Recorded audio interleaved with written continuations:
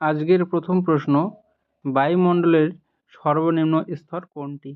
Stratosphere, troposphere, mesosphere, thermosphere. বায়ুমণ্ডলের সর্বনিম্ন স্তরটি স্ট্র্যাটোস্ফিয়ার।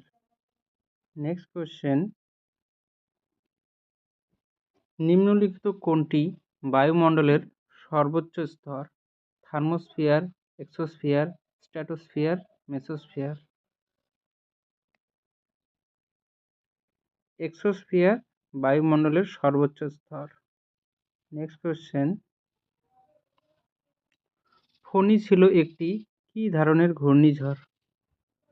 মেরু ঘূর্ণিঝড়, ক্রান্তীয় ঘূর্ণিঝড়, মেসোসাইক্লোন, অমেরু ঘূর্ণিঝড়। ফণী ছিল একটি ক্রান্তীয় ঘূর্ণিঝড়। নেক্সট কোশ্চেন, বায়ুমণ্ডলে কার্বন ডাই অক্সাইডের পরিমাণ কত? 17%, 21%, 0.03%, 0.3%। বায়ুমণ্ডলে কার্বন ডাই অক্সাইডের পরিমাণ 0.03%। বায়ুমণ্ডলের কোন স্তরে আকাশের সবচেয়ে বেশি বাতাস ও মেঘ থাকে? Stratosphere, mesosphere, troposphere, exosphere.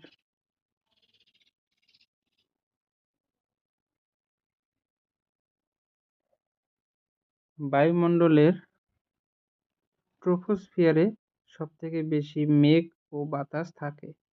Next question, কোন স্তরের আবহাওয়া সংক্রান্ত ঘটনা ঘটে? Stratosphere, troposphere, mesosphere, exosphere. ট্রোপোস্ফিয়ারে আবহাওয়া সংক্রান্ত ঘটনা ঘটে। নেক্সট কোশ্চেন, বায়ুমণ্ডলে অতি সূক্ষ্ম ধূলিকণাকে কি বলে? অ্যারোসল, ট্রোপোপোজ,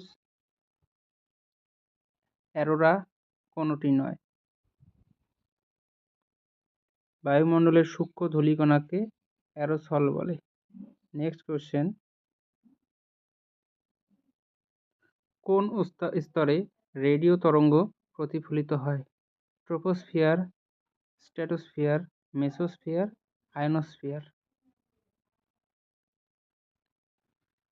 আয়নোস্ফিয়ারে রেডিও তরঙ্গ প্রতিফলিত হয়। নেক্সট কোশ্চেন,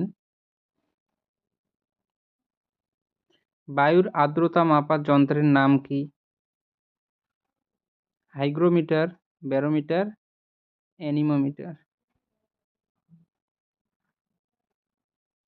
বায়ুর আর্দ্রতা মাপার যন্ত্রের নাম hygrometer. Next question,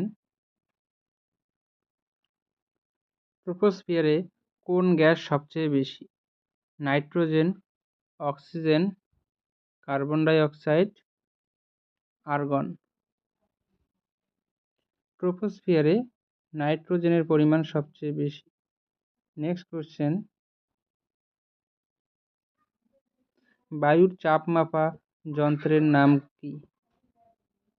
thermometer, barometer, hygrometer, anemometer.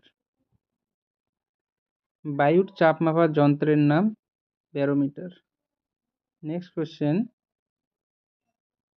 পৃথিবীর বায়ুমণ্ডলে সবচেয়ে পাতলা স্তর কোনটি? Stratosphere, troposphere, exosphere, thermosphere. পৃথিবীর বায়ুমণ্ডলে সবচেয়ে পাতলা স্তর এক্সোস্ফিয়ার। নেক্সট কোশ্চেন, ট্রোপোস্ফিয়ারের গড় উচ্চতা কত?